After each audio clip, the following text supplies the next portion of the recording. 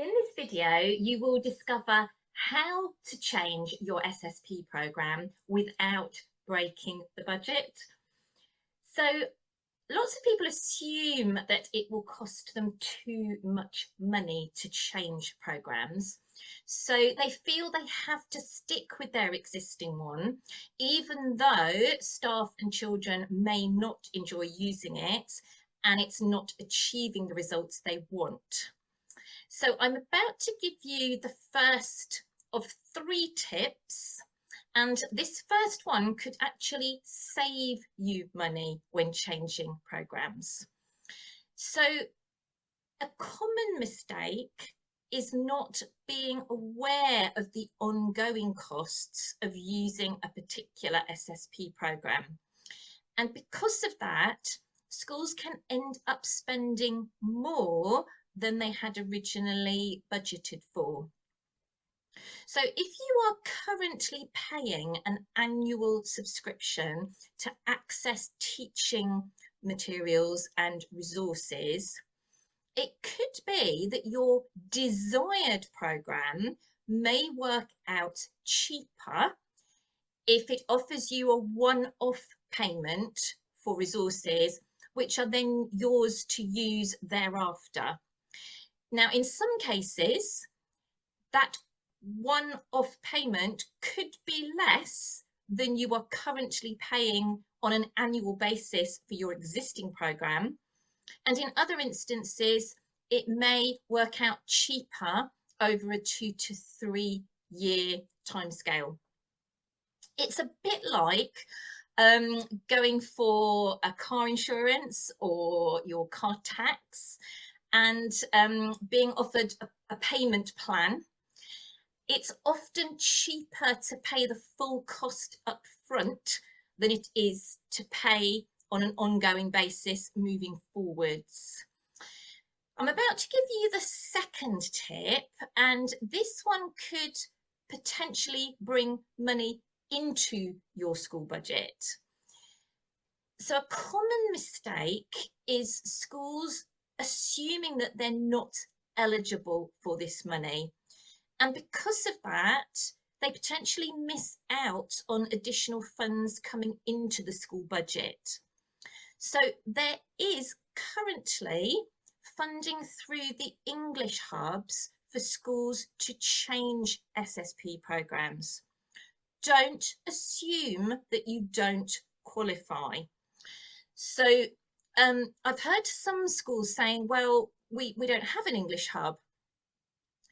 All schools can make contact with a particular hub that will be the one that they need to approach to access funding.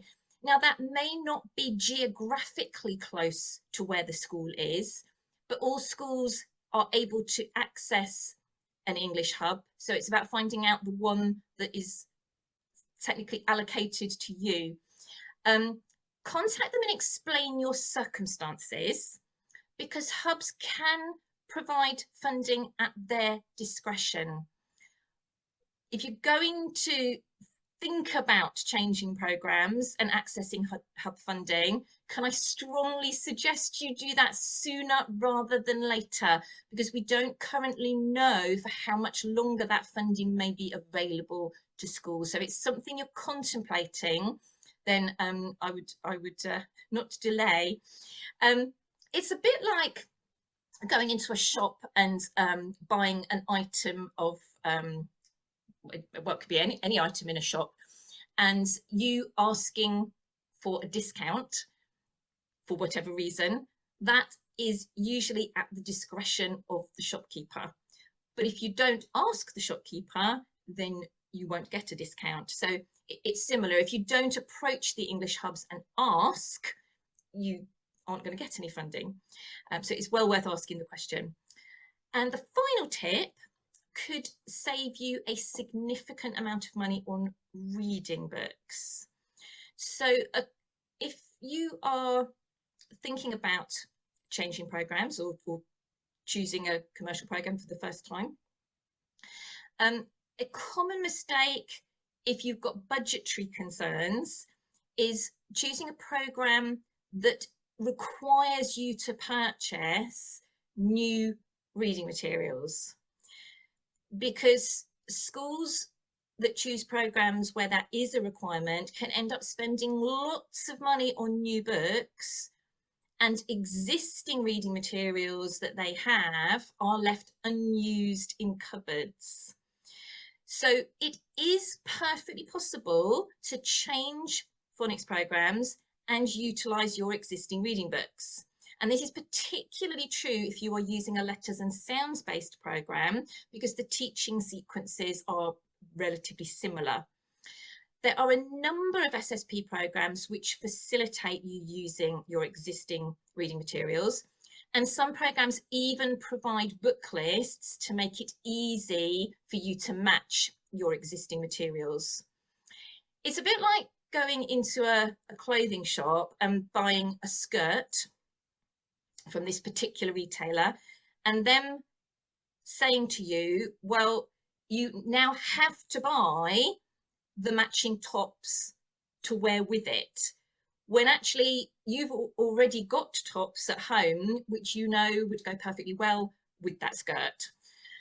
So if you are currently using a phonics program which isn't meeting your needs and which staff or children don't enjoy using, then seriously consider changing programs. You know, as I've said in the tips already, you may be able to save money or potentially even get some extra money into your budget if you do decide to change. Do take a look at my validated SSP program. It's called Leslie Clark's Letters and Sounds. It's a fun, engaging program, as well as being highly effective. And the teaching resources, all the materials that you will need for teaching the program, cost just under £273, which is a one-off payment. And the use of existing reading materials is actively encouraged, and I will also provide book lists that can help schools to match their existing materials to the programme.